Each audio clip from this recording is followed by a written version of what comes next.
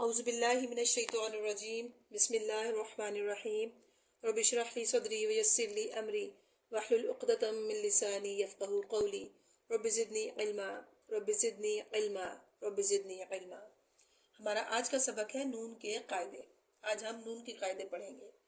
نون ساکن یا نون تنوین کے 4 قاعدے ہیں۔ نون ساکن یہ جزم والا نون، یا نون تنوین 2 زبر 2 زیر یا 2 پیش جس حرف پر ہوتا ہے اس حرف کی جب ہم ادائیگی کرتے ہیں، جب اس حرف کو ہم پڑھتے ہیں تو ایک نون کی آواز آتی ہے، پیدا ہوتی ہے، اس نون کی آواز کو نون تنوین کہتے ہیں۔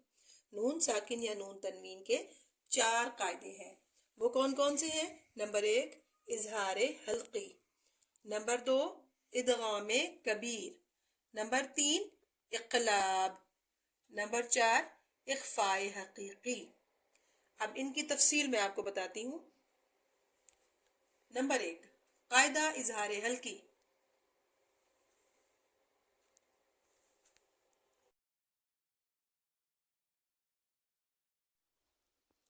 نون کے قاعدوں میں پہلا قاعدہ ہے قاعدہ اظہار حلقی۔ اس کی میں آپ کو ڈیفینیشن بتاتی ہوں۔ نون ساکن یہ جزم والا نون یا نون تنوین کے بعد، یہ تنوین 2 زبر 2 زیر 2 پیش کے بعد اگر حروف حلقی، یہ دیکھیے حمزہ ہا، عین ہا، غین خا، یہ حروف تہجی جتنے بھی ہیں الف سے یا تک، یہ ان 4 قاعدوں میں ڈیوائیڈ ہوں گے۔ اظہار حلقی میں یہ حروف آئیں گے، نون ساکن یا نون تنوین کے بعد یہ حروف آئیں گے، ٹھیک ہے۔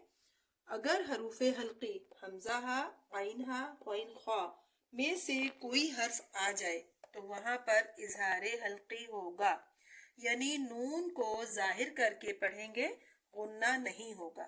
کیسے ظاہر کر کے پڑھیں گے؟ مثلا عین زبر نون ان، ہا پیش میم ہم، انہم، یہاں پہ غنہ نہیں ہوگا، ٹھیک ہے۔ اب دیکھیے کہ کیا نون ساکن کے بعد اظہار حلقی میں سے کوئی حروف ہے؟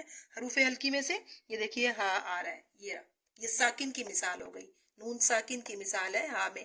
اسی طرح سے یہ 6 حروف ہوں گے نون ساکن کے بعد، اگر یہ یہاں پہ کوئی 6 حروف میں سے کوئی اور حرف بھی آئے گا تو وہ بھی اظہار حلقی کا قاعدہ ہوگا۔ اب نون تنوین کا مثال دیکھتے ہیں، عطاءً۔ اب یہاں دیکھیں حمزہ کے اوپر 2 زبر ہے، یہ نون تنوین ہے۔ اس کے بعد حروف حلقی میں سے ہا ہے، عطاءً حسابا۔ اس نون تنوین کو ظاہر کر کے پڑھیں، یہاں پہ غنہ نہیں ہوگا۔ امید ہے کہ یہ آسان طریقے سے جو میں نے آپ کو اظہار حلقی سکھایا ہے، سمجھایا ہے، وہ آپ کو سمجھ آ گیا ہوگا۔